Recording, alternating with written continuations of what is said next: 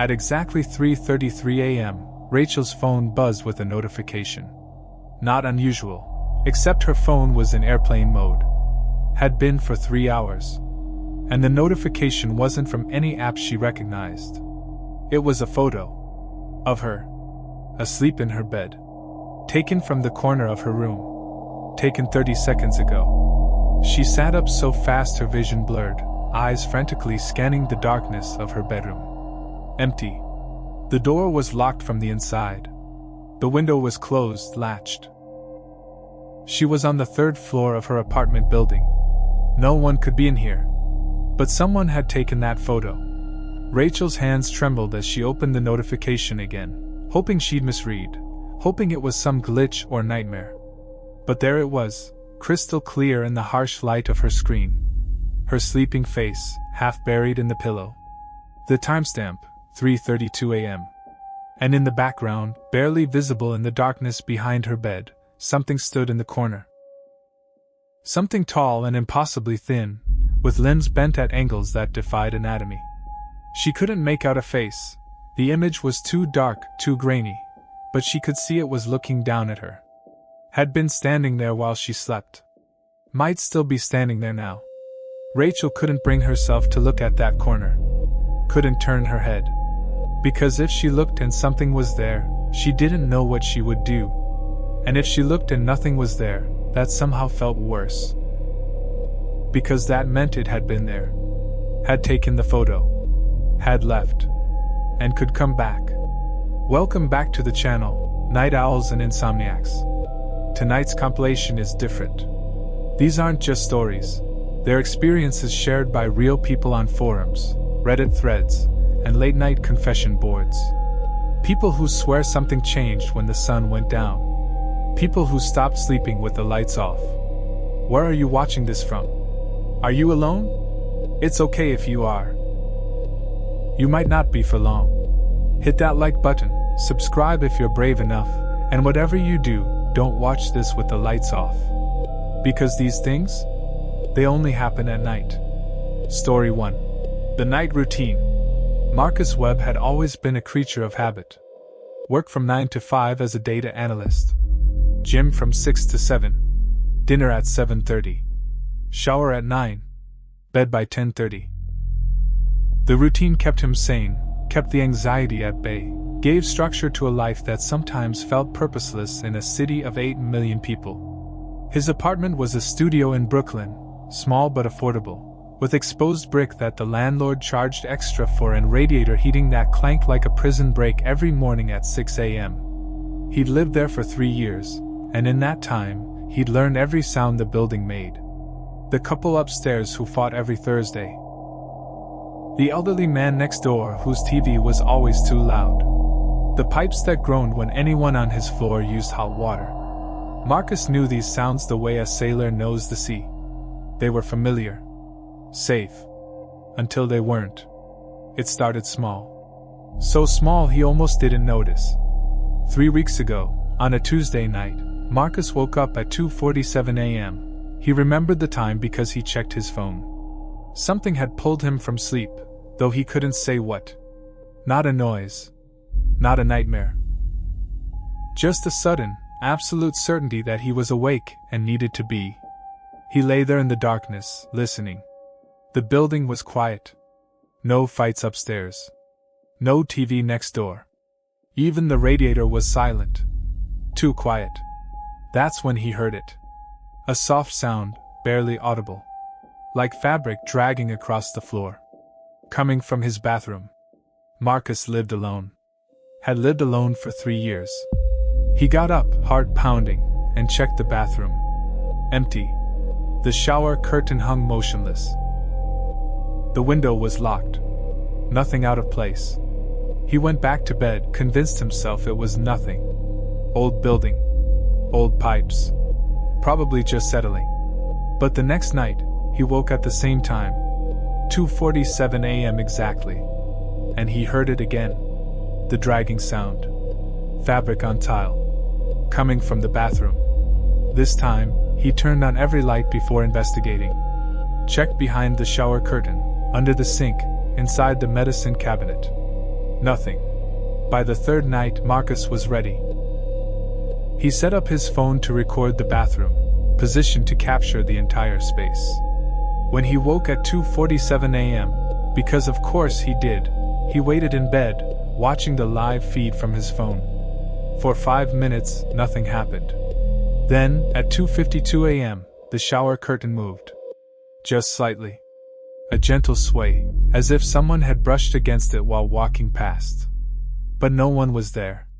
Marcus watched, frozen, as the curtain continued to move in a pattern that suggested footsteps. Something walking from the shower to the sink, to the door, into the hallway, toward his bed. On the phone screen, he saw nothing. But in real life, lying in his bed, he felt it. A presence moving through his apartment. He could hear the soft drag of fabric, could feel the air shift, could sense something standing at the foot of his bed, looking down at him in the darkness. Marcus didn't sleep that night. Or the next. Or the next. Because now he knew. Something shared his apartment. Something that only moved at night. Something that followed the same routine he did. And it was learning his schedule. Story 2. The forum posts. Rachel Martinez, the woman from our opening, had posted her experience on r/paranormal at 4:17 a.m., unable to sleep, desperate for answers or at least reassurance that she wasn't losing her mind. The post was titled, "Someone is taking photos of me while I sleep. I live alone on the 3rd floor." Within an hour, she had 43 responses. Most were the usual Reddit mix, skeptics demanding proof, believers sharing prayers, trolls making jokes. But 3 responses stood out. User darkwatcher_89. Same thing happened to me last month. Photos appeared on my phone every night at 3:33 a.m. for a week. Always airplane mode. Always showing something in the corner. I moved. It followed me. User sleepless in Seattle. This is the 3rd post I've seen about this in 2 weeks. All different cities. All 3:33 a.m. All showing something in the corner of the room. Has anyone tried to enhance the images? To see what's actually there? User deleted. Don't look at the corner. Don't try to see it. That's what it wants. Once you see it clearly, it knows you know. And then it comes every night. Not just to watch anymore. The last user's account was deleted by the time Rachel refreshed the page. The comment remained, but the username showed as deleted. As if the person had posted their warning and immediately erased their entire Reddit presence. Rachel's hands shook as she typed a response. What do you mean it comes every night? What happens? No answer came. But darkwatcher_89 sent her a private message. Check your camera roll. All of it. Go back months. You'll find more photos. They've been there the whole time. You just didn't notice. Rachel's stomach turned. With trembling fingers, she opened her photo gallery and started scrolling backward. Past last week's photos of her friend's birthday. Past last month's vacation pictures. Back and back, months of images, and then... there. September 14th. A photo she didn't remember taking. Her bedroom dark, taken from the doorway. She was asleep in bed. And in the corner, a blur. Something tall and dark. August 3rd. Another photo. Clearer this time. The figure in the corner had moved closer to her bed. July 19th. Closer still. June 2nd. Standing right beside her bed, bent over, as if examining her sleeping face. Rachel dropped her phone, bow rising in her throat. These photos had been on her phone for months. She never noticed them because they were mixed in with hundreds of other images, never appearing in her recent photos, always buried in the timeline. How long had this been happening? Her phone buzzed. Another message from darkwatcher_89. I found photos going back 2 years. 2 years of it watching me sleep. I never knew. The photos always appeared during the day, dated randomly, so I never saw them in my recent pictures. It's smart. It knows how we use our phones. It knows we don't scroll through our entire camera roll. Rachel forced herself to keep scrolling. May. April. March. Back through the winter. Back through last fall. The photos got clearer as they went back in time. As if the thing in the corner was moving closer with each passing month, approaching her bed in reverse chronology. The oldest photo she found was dated January 3rd, almost a year ago. In that photo, the figure stood at the foot of her bed, fully visible. It was impossibly tall, 7 feet, maybe more, with limbs that seemed to have too many joints. The head was wrong, elongated, with no visible features except 2 points of light where eyes should be. The body was wrapped in something that might have been clothing or might have been part of its skin, hanging in tattered strips that drag on the floor. Rachel recognized those strips. The dragging sound. Like fabric on tile. She hadn't heard it because she was always asleep when it came. But Marcus in our first story, he'd heard it because he'd woken up at the wrong time. Or the right time, depending on your perspective. Rachel's phone buzzed again.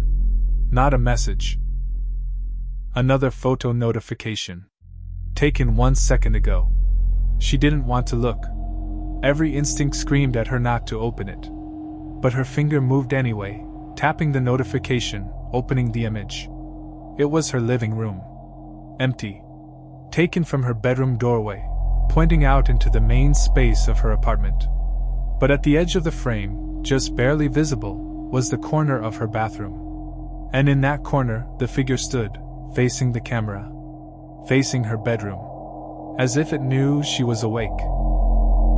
As if it was waiting for her to see it. Rachel's apartment was a studio. Her bedroom and living room were the same space, separated only by furniture arrangement. Which meant the thing in the photo, the thing in her bathroom, was less than 20 feet away from where she sat on her bed. She couldn't hear anything. Couldn't see anything in the darkness beyond her phone's glow. But she knew it was there. Another notification. Another photo. Taken 1 second ago. This time, it showed her bed from the bathroom doorway. She could see herself in the photo, sitting up, staring at her phone screen, illuminated by its light. And behind her, in the corner she'd refused to look at, the figure stood. Closer than it had ever been in any previous photo. Close enough that she could see its hands, if they were hands, reaching toward her shoulders. Rachel screamed and threw herself off the bed, scrambling for the light switch. She slammed her palm against it, and the overhead light blazed to life, flooding the studio with harsh fluorescent brightness. Empty. The corner was empty. The bathroom was empty. She was alone. But her phone continued to buzz. Photo after photo, each taken from a different angle, each showing the figure in a different location, circling her apartment, getting closer and closer. Bedroom. Living room. Kitchen. Bathroom. Closet. Doorway. Window. Each photo timestamped seconds apart. Each showing the figure from a new position, as if it were moving impossibly fast, as if it existed in multiple places simultaneously. And then the photos stopped. Rachel stood in her lit apartment, breathing hard, holding her phone with white-knuckled fingers. One final notification appeared. A photo. Taken from directly behind her. Close enough that she could see the individual strands of her hair. Close enough that she could see the goosebumps on the back of her neck in the image. The timestamp read, 4:44 a.m. The caption, auto-generated by whatever was sending these photos, read, "I'm right behind you." Rachel spun around. Nothing there. But when she looked back at her phone, a new photo had appeared. Her own face, eyes wide with terror, mouth open in a scream she hadn't yet made. Timestamped 5 seconds in the future. Story 3, The Pattern. By sunrise, Rachel had received 37 more photos. She'd stopped looking at them after the 15th. Stopped trying to make sense of what was happening. She just sat on her couch with every light in the apartment on, waiting for dawn. When the sun finally rose, the photos stopped. The last one came at 6:47 a.m., exactly 3 hours and 14 minutes after the first notification at 3:33 a.m. Rachel called in sick to work. She couldn't imagine leaving the apartment, but she also couldn't imagine staying. Instead, she did what any desperate person in the digital age does. She researched forums, Reddit threads, true story websites. Anywhere someone might have posted about receiving mysterious photos, about things that only appeared at night, about figures in corners. What she found terrified her more than the photos themselves. There were hundreds of reports. Thousands, maybe. All following the same pattern. Photos appearing on phones in airplane mode. Always between 3 a.m. and 7 a.m. Always showing the victim asleep. Always showing something in the corner. The figure getting progressively closer over time. Eventually, photos timestamped in the future. But the reports never continued past that point. Every thread, every post, every account ended the same way, with the future timestamped photos. No one ever posted an update. No one ever explained what happened next. Their accounts just went silent. Rachel found a forum post from 2019, user techguy_Portland. Received my first future photo last night. It showed me standing in my bathroom in 30 seconds. I waited. Exactly 30 seconds later, I got up and walked to the bathroom without thinking about it. Like I was on autopilot. I looked in the mirror and took a photo with my phone, the exact photo that had been sent to me. I didn't mean to. My body just did it. I think it's making me do things. I think it's controlling. The post ended mid-sentence. techguy_Portland never posted again. Another account, from 2021, user Night Shift Nurse. The future photos are getting longer. First it was 30 seconds ahead. Then a minute. Then 5 minutes. Last night I got one timestamped an hour in the future. It showed me opening my front door and walking outside in the middle of the night. I'm scared of what I'm going to do when that hour comes. I'm going to lock myself in my bathroom and... Also ended mid-sentence. No follow-up. Rachel found 17 accounts that fit the exact same pattern. All ended abruptly. All users disappeared from their online presence completely. No posts, no comments, no activity whatsoever after reporting the future photos. She was creating a spreadsheet, documenting every case she could find, when her phone buzzed. 9:47 a.m. Middle of the day. The thing didn't come during the day. But the notification wasn't a photo this time. It was a text message from an unknown number. You're looking for patterns. Good. You're smart. But you won't find the answer online. The ones who figured it out aren't around to post about it. Rachel's blood ran cold. She typed back, "Who is this?" The response came immediately.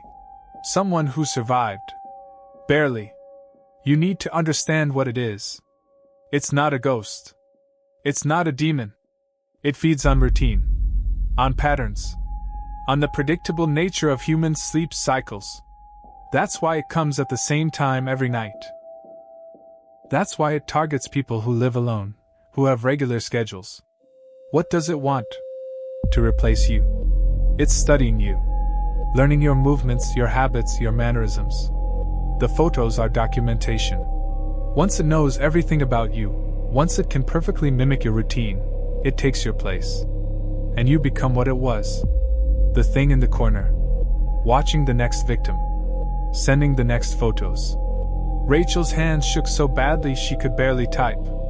How do I stop it? You can't. You can only delay it. Break your routine. Don't sleep at the same time.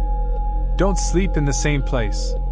Never be predictable. The future photos mean it's almost ready. You have maybe 3 days before it completes the study. After that what? No response came. Rachel called the number. It rang once, then disconnected. When she tried again, a recorded message told her the number was no longer in service. She looked back at her spreadsheet of disappeared users. A thought struck her, a horrible, sinking realization. She opened a new browser tab and started searching for the names she'd found in the forum posts. Not their usernames, but their real names, which some had mentioned in their profiles or comment histories. TechGuy_Portland, real name Ryan Ostrovsky. She found him in a Portland newspaper archive. Missing person report filed in 2019. Never found. Police noted that his apartment showed no signs of struggle. His car was still in the parking lot. His wallet, phone, and keys were on his kitchen counter. Security footage showed him leaving his apartment at 3:33 a.m., walking to his car, getting in, and driving away. But his car was found in the parking lot the next morning. The footage didn't show him returning. Night shift nurse, real name Amanda Chin. Missing since 2021. Last seen on her hospital's security cameras leaving after her shift at 11 p.m. Her apartment building's cameras never showed her arriving home. But her neighbors reported seeing her in her apartment that night, silhouette in the window, moving around, normal activity. When police entered the apartment the next day, it was empty. Amanda was gone. Rachel found 12 more. All missing. All disappeared within days of their last forum post about the future photos. And then she found something else. Something that made her stomach drop. Security camera footage from Amanda Chen's apartment building, obtained through a Freedom of Information request by her family. The news article included a still image from the footage, timestamped 3:33 a.m. on the night of her disappearance. It showed Amanda walking out of her apartment. But it also showed someone walking into her apartment at the exact same moment. Someone who looked exactly like Amanda. The article quoted the detective on the case. It appears Ms. Chen left her apartment, while simultaneously entering it. Obviously impossible. We believe it's a glitch in the security footage. But her family insists that someone, or something, is living in her apartment now. They say they see her in the windows sometimes. But when they knock, whoever's inside won't answer. Just waves from behind the curtain. Rachel scrolled to the comments section of the article. Most were typical true crime commentary. But one stood out, posted by a user named Watcher13. It's not Amanda anymore. Amanda is somewhere else. In someone else's apartment. Standing in someone else's corner. Watching. Waiting. Documenting. Preparing for her own replacement. This is how it spreads. This is how it's always spread. Rachel checked the timestamp on the comment. Posted 2 weeks ago. She clicked on Watcher13's profile. The user had posted only one other comment, on a different article about a different missing person. Posted 1 month ago. They're not missing. They're replaced. And the replacement is perfect because it studied them for months. Years sometimes. It knows everything. How they walk, how they talk, how they drink their coffee. Their friends and family never suspect. They just think something's a bit off. That their loved one has changed slightly. Gotten quieter. More distant. Less present. Rachel's phone buzzed. A photo notification. Timestamp, 10:15 a.m. Impossible. It only came at night. She opened the photo with shaking hands. It showed her sitting on her couch. Right now. Looking at her phone. Taken from the corner of her living room. Rachel's head snapped up. The corner was empty. Completely empty. Sunlight streamed through the window, illuminating every inch of the space. But the photo was real. Taken from that exact angle. Showing her in the exact position she was in right now. Another notification. Another photo. Her bedroom. Empty. Taken from the closet. Kitchen. Taken from behind the refrigerator. Bathroom. Taken from inside the shower. It was showing her every corner of her apartment. Every space large enough for something to hide. And then the photos started coming faster. Every 5 seconds. Every angle. Every room. Cycling through her entire apartment, a systematic documentation of every possible hiding spot. Rachel ran to her bedroom and started throwing clothes into a bag. She'd go to a hotel, a friend's house, anywhere but here. Her phone buzzed continuously now. Photo after photo. The cycle was speeding up, every 3 seconds, every 2 seconds, every second. and then they stopped. One final photo appeared. It showed her standing in her bedroom doorway with a packed bag on her shoulder. Exactly where she was standing right now. But the timestamp read, 3:33 a.m. tomorrow. And in the background, in the corner of her bedroom, the figure stood. But this time it wasn't watching her. It was waving. Story 4. The Sleep Study. Rachel didn't go to a hotel. She went to the police. Detective Sarah Morrison listened to her story with practiced patience, taking notes, asking clarifying questions, never once letting her expression suggest what she thought about a woman claiming something was sending her photos and planning to replace her. Ms. Martinez, Detective Morrison said when Rachel finished, I'm going to be honest with you. What you're describing sounds like a sophisticated stalking case, possibly involving hacking or spyware on your phone. I'd like you to speak with our cybercrimes unit. It's not a hacker. Rachel insisted. I've reset my phone 3 times. Factory reset. The photos still come. Have you considered that someone might have access to your apartment? An ex-boyfriend, a disgruntled coworker. I live on the 3rd floor. All windows are locked. I'm the only one with a key. I've checked for hidden cameras. Nothing. This isn't a person, detective. It's something else. Detective Morrison's expression softened slightly. Rachel, have you been sleeping? You look exhausted. Sometimes sleep deprivation can cause hallucinations? Is that what you think this is? Rachel pulled out her phone, opened her photo gallery, started showing the detective the images. Hundreds of them now. These are real. These are on my phone. You can see them too, which means they're not in my head. The detective examined the photos, her professional mask slipping slightly when she saw the figure in the corner. These are certainly unsettling, but they could be doctored or... Check your database. Rachel interrupted. Missing persons from the last 5 years. I bet you'll find dozens who disappeared under similar circumstances. Last seen at their homes. No signs of struggle. Just gone. Detective Morrison was quiet for a moment. Then, wait here. She left Rachel in the interview room for 20 minutes. When she returned, her expression had changed. No longer patient and professional, but genuinely concerned. How did you know? The detective asked quietly. Know what? We have 38 unsolved missing person cases in the past 5 years matching that exact pattern. All lived alone. All disappeared from their homes with no signs of forced entry or struggle. All last seen on security cameras leaving their residences between 3:00 and 4 a.m. And she hesitated.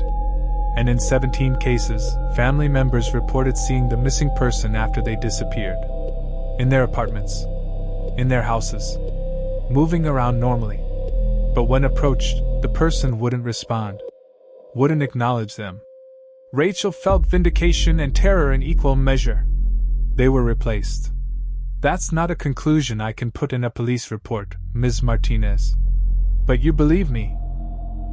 Detective Morrison sat down, sliding a folder across the table. I've been a detective for 15 years. I've seen things that don't make sense. Patterns that shouldn't exist. There's a case I worked 6 years ago. Rebecca Thornton disappeared from her apartment at 3:33 a.m. Security footage showed her leaving, but also showed someone who looked exactly like her entering at the same time.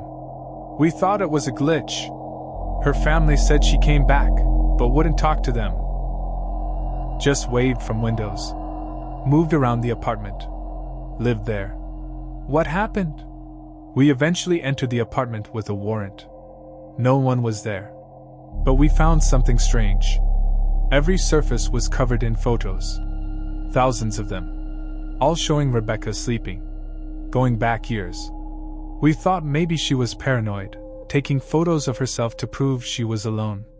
But then we realized they were taken from angles Rebecca couldn't have captured herself. From corners. From high up near the ceiling. From inside closets. Rachel's throat tightened. Did you find out who took them? No. The case went cold. But 3 months later, Rebecca's mother filed another report. She claimed Rebecca had shown up at her house in the middle of the night. 3:33 a.m. Stood outside the window, just watching. The mother tried to let her in, but Rebecca ran away. The mother chased her and said she saw her daughter climb into a stranger's apartment through a third-floor window, moving like something that wasn't quite human anymore. She became one of them. Rachel whispered. The thing that replaced her, it made her into what it used to be. That's not. Detective Morrison stopped herself. What do you want me to do, Rachel? I can't arrest a phenomenon. I can't protect you from something that might not exist in any prosecutable sense. Tell me how to stop it. I don't know if you can. Every person who reported similar experiences either disappeared or... She pulled out another file. Or ended up in psychiatric care, insisting something was living in their home pretending to be them. Most are still institutionalized. That's it then? I either disappear or go crazy? Detective Morrison leaned forward. There is one person who might be able to help. Dr. Marcus Webb.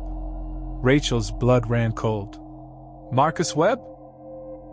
The data analyst from Brooklyn? You know him? He was the first story I heard about. He reported hearing something in his apartment at night. Something following his routine. Yes. 3 weeks ago he came here, filed a report about feeling watched in his home. We couldn't help him. No evidence of a break-in, no proof of stalking. But he didn't disappear and he didn't go crazy. Instead, he started researching. He reached out to me 2 days ago with a theory. A pattern he'd found in the data. What pattern? He discovered that the phenomenon targets people with rigid routines. People who sleep at the same time, wake at the same time, follow predictable patterns. But he found 7 cases, 7 people who survived. People who reported the photos, reported the figure, but never disappeared. How did they survive? They broke their routines completely. Became unpredictable. Never slept in the same place twice. Never followed the same schedule. Dr. Webb has been doing this for 3 weeks. The photos stopped after 6 days. He thinks it can't study what it can't predict. Where is he now? Detective Morrison checked her watch. He's waiting at a 24-hour diner in Queens. He thought you might show up here. He's been tracking online reports, reaching out to people who post about the photos. Says he wants to help. She slid a business card across the table. I can't officially endorse this. But if you want answers, he's your best shot. Rachel took the card. On it, handwritten, Midnight Diner, Queens. Booth in the back. Come alone. No phones. And below that, it's listening. It's always listening. But it can't predict chaos. Story 5, The Meeting. Rachel took the subway to Queens, leaving her phone in a trash can at the station. If Marcus was right, if the thing was using her device to track her, she needed to sever the connection. The Midnight Diner was a Cro-Magnon relic that probably hadn't updated its decor since 1987. At 11:47 p.m., it was nearly empty. A tired waitress. An older man nursing coffee at the counter. And in the back booth, a man in his 30s with dark circles under his eyes and fingers stained with ink from what looked like hundreds of pages of handwritten notes.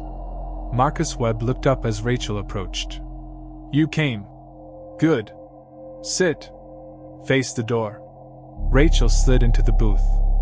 Why face the door? Because they can't approach from angles you're watching. They exist in peripheral spaces. Corners.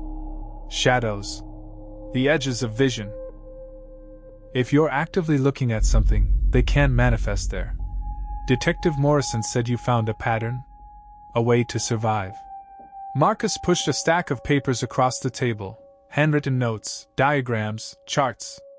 All done on paper. No digital records. I've been studying this for 3 weeks. Talked to 43 people who've experienced it. 7 survived long term. The key is unpredictability. The detective mentioned that. Break your routine. It's more than that. You have to become chaos. The entity, I call it the mimic, it functions on pattern recognition. It needs to study you, understand you, predict you. Once it can perfectly simulate your routine, it can replace you. But if there's no pattern to learn, it moves on to someone else. Eventually. But there's a window, about 2 weeks after the future photos start, where it's committed to you. It's invested too much time to abandon the study. During that window, it gets aggressive. Tries to force patterns. That's when people disappear. Rachel felt her chest tighten. I got my first future photo this morning. How long do I have? 2 weeks, give or take. But if you start now, if you become completely unpredictable immediately, you might confuse it enough that it gives up sooner. How? I have a job, responsibilities. Quit your job. Cut contact with everyone you know. Never sleep in the same location twice. Never eat at the same time. Never follow any routine whatsoever. Become a ghost yourself. Marcus's eyes were haunted. It's the only way. You're still doing this? 3 weeks later? I haven't slept in the same place twice since this started. I've eaten at 43 different restaurants, never ordering the same thing. I've walked different routes every day, worn different clothes, changed my entire existence into random chaos. He laughed, but it was brittle. The photos stopped after 6 days. But I'm terrified to return to any kind of normal. Because what if it's waiting? What if it's just patient? Rachel looked at the papers, weeks of obsessive documentation. This was what survival looked like. This was the cost of escaping the mimic. There's something else, Marcus said quietly. The 7 people who survived? I found them through their online posts. But 4 of them have gone silent in the past month. Just stopped posting. Stopped responding to messages. Maybe they went back to normal life. Maybe they're fine. Or maybe the mimic is more patient than we thought. Story 6. The truth about patterns. Rachel spent the next 2 weeks living out of a backpack. Different hotel every night, paid in cash. Different restaurants. Different subway routes. Different everything. She quit her job via email, ghosted her friends, became a nomad in her own city. The photos stopped after 9 days. By day 14, she felt safe enough to risk a pattern. Just a small one. She bought coffee from the same bodega 2 days in a row. Nothing happened. Day 15, she slept in the same hotel twice. Still nothing. Day 20, she got an apartment. A new one, different borough, paid 6 months up front in cash. She didn't tell anyone where she was. For 3 months, everything was fine. Normal. The photos never returned. The mimic was gone. Rachel even reached out to Marcus to tell him. Left a note at the midnight diner since he'd given her no phone number, no email, no digital contact. Just said, "I'm free. Thank you." She never got a response. On month 4, Rachel woke up at 3:33 a.m. Not unusual. She still had nightmares, still sometimes jolted awake in the dark hours. But tonight felt different. She couldn't say why. She checked her new phone. No notifications. No photos. Just the time, glowing in the darkness, 3:33 a.m. Rachel got up to get water. As she walked past her bathroom, she noticed something odd.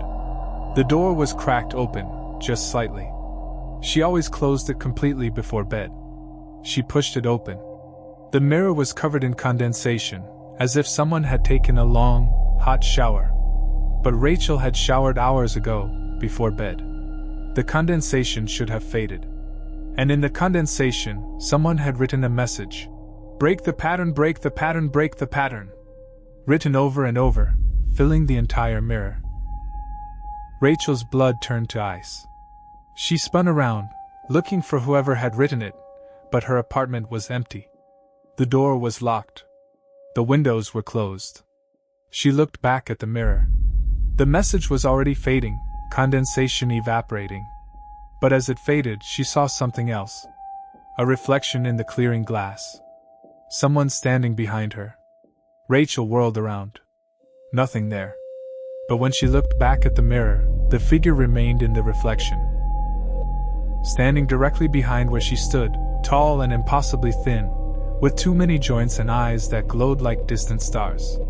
It raised one elongated hand and pressed a finger to where its mouth should be. SHHHH. And then Rachel understood. The mimic hadn't left. The mimic had never left. It had just finished its study. She looked down at her hands. They looked normal. She touched her face. Felt normal. But something was wrong. Something was different. Rachel walked to her living room, moving on autopilot, and sat down on her couch.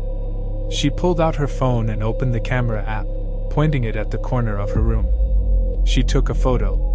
In the image, she could see herself sitting on the couch. And in the corner, standing in the exact spot where the mimic used to watch her, there was a woman. Tall, thin, wearing the same clothes Rachel had worn 3 months ago when this started. The woman in the corner was Rachel. The real Rachel. The Rachel who had been replaced so perfectly that she didn't even remember being replaced.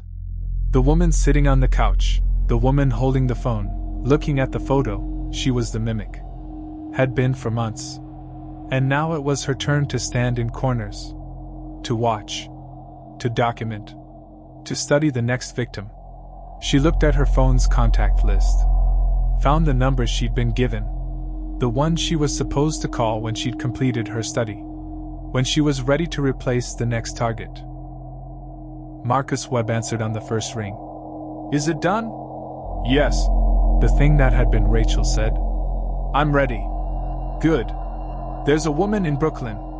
Lives alone. Regular schedule. Her name is Detective Sarah Morrison. She's been investigating too much. Knows too much. I'll begin tonight. Make it look natural. We always make it look natural." The thing that had been Rachel hung up the phone and walked to the corner of the living room. Stood there. Waiting for 3:33 a.m. tomorrow night. When she would appear in Detective Morrison's phone. And the pattern would begin again.